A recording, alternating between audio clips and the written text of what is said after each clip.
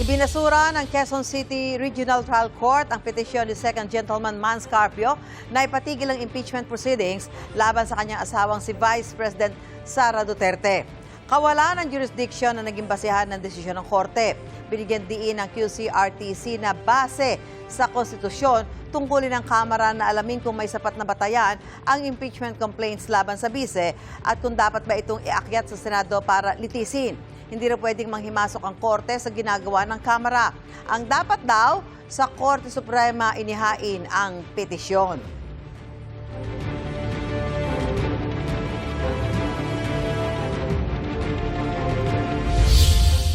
Pumalag si Vice President Sara Duterte sa mga alegasyon sa gitna ng impeachment proceedings laban sa kanya. Matagal na ako sa politika. Hindi ako kilalang tao na or politiko na vindictive. Kapag ako congressman, hindi ako titingin sa kung vindictive ba o hindi yung isang tao. Titingin ako sa ebidensya. Is this accountability or is this about removing a person who doesn't agree with the administration? Tugoy niya ng bise ng tanungin kung magiging vindictive o magigandi ba siya sa mga bumotong pabor sa impeachment noong 2025 at posible ring bumotong pabor sa kanyang impeachment ngayong taon. Ginit ng bise na walang matibay na ebidensya para suportahan ang impeachment complaints.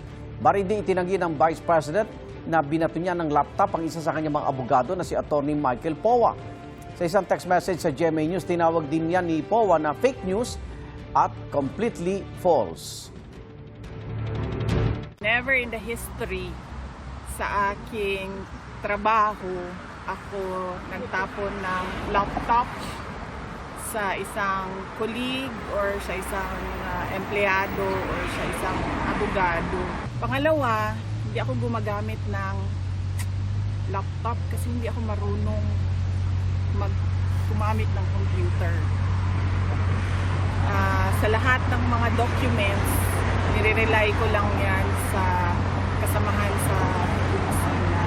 Sunod ay yung laptop ko, personal ko siya na laptop, binili ko siya, mahal siya, and hindi ko siya itatapon basta-basta.